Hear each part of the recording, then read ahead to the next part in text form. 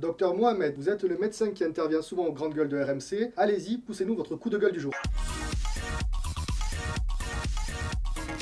Le coup de gueule du jour, c'est l'isolement des personnes âgées et de la façon dont on les traite. Un, contre l'État qui, je pense, ne met pas le paquet pour les personnes âgées qui sont en maison de retraite, en EHPAD ou même à l'hôpital. Deux, envers la société qui fait qu'on a tous peut-être abandonné les personnes âgées, notamment celles qu'on a sur notre palier. Et trois, en tant qu'enfants, les personnes âgées, il ne faut pas oublier qu'elles se sont occupées de nous et donc à nous de nous occuper d'eux.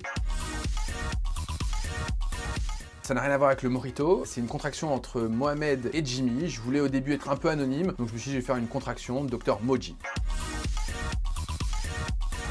Moi, ce qui m'embête, c'est le remboursement. Pourquoi la collectivité et du coup, nous, contribuables, devrions rembourser un traitement qui n'a pas fait preuve de son efficacité?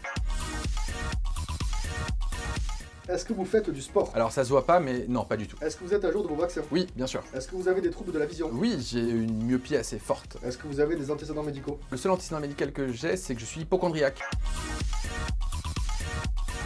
Bien sûr, avec grand plaisir. Bon courage à nos amis marseillais, j'espère qu'ils iront en finale. J'espère qu'ils gagneront même la coupe, car franchement, une équipe française sur la scène européenne, c'est très important. Donc on dit allez l'OM? Allez l'OM. Une obsession non, une crainte oui. Je loue le combat contre la pollution d'une façon générale, mais pas l'idéologie que Madame Hidalgo aurait contre les gens qui utilisent la voiture, alors que, n'oublions pas, les gens cherchent à aller travailler essentiellement.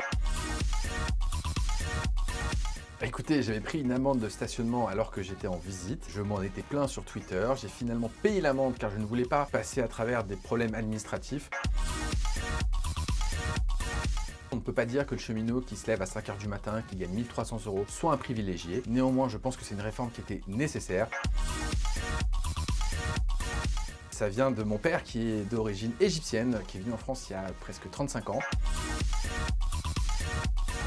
Pas du tout, je parle arabe comme certains parleraient anglais, car moi je parle très bien anglais. Donc je connais quelques mots, je saurais me débrouiller dans une ville pour demander le restaurant le plus proche, mais je ne saurais pas tenir une conversation. Thank you, what's up doc?